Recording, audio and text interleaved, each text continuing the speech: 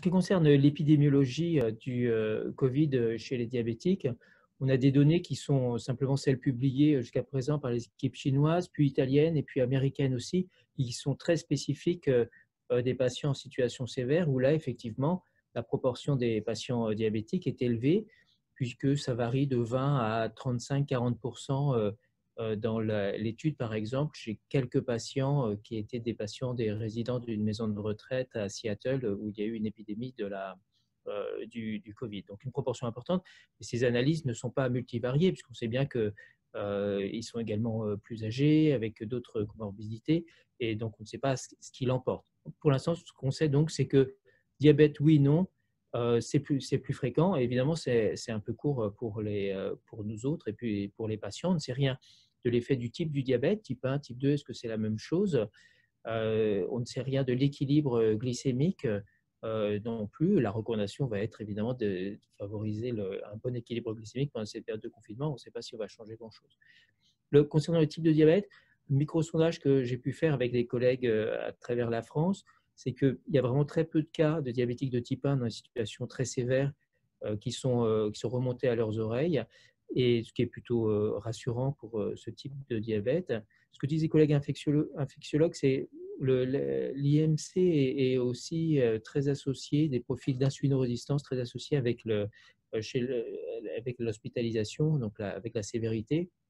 Et donc ça, on en saura un peu plus avec les études, par exemple avec Coronado, qui est une étude lancée par Nantes avec de nombreux centres français pour décrire les patients diabétiques hospitalisés. À ce moment-là, on en saura plus.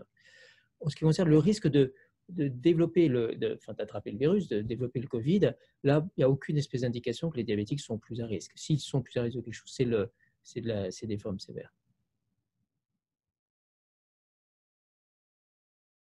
Le risque associé au Covid est donc décrit comme il est, c'était relativement de façon assez grossière pour l'instant, mais ce qui est clair, c'est qu'il y a d'autres risques auxquels sont exposés les diabétiques pendant cette infection à coronavirus, qui sont d'abord ceux de déséquilibre du diabète, dû à l'infection si elle survient, bien sûr, mais même dû au stress généré par cette annonce au confinement.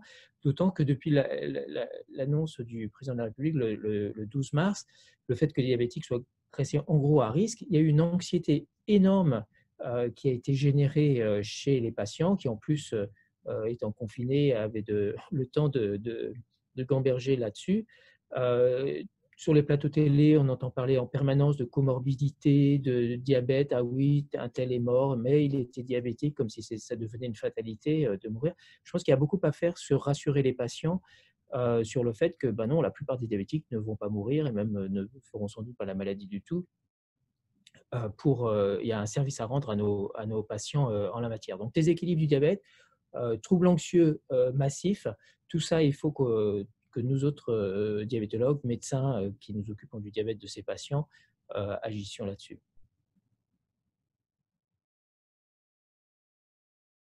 Les caractéristiques spécifiques du Covid chez les patients diabétiques, comme on a pu décrire que chez les patients âgés, il y avait plus de formes abattardies, digestives. Euh, la réponse est, à ce que l'on en sait actuellement, c'est-à-dire quand même pas grand-chose, la réponse est non. Les présentations sont très similaires, outre ce risque que l'on décrira mieux de gravité potentiellement un peu plus élevé.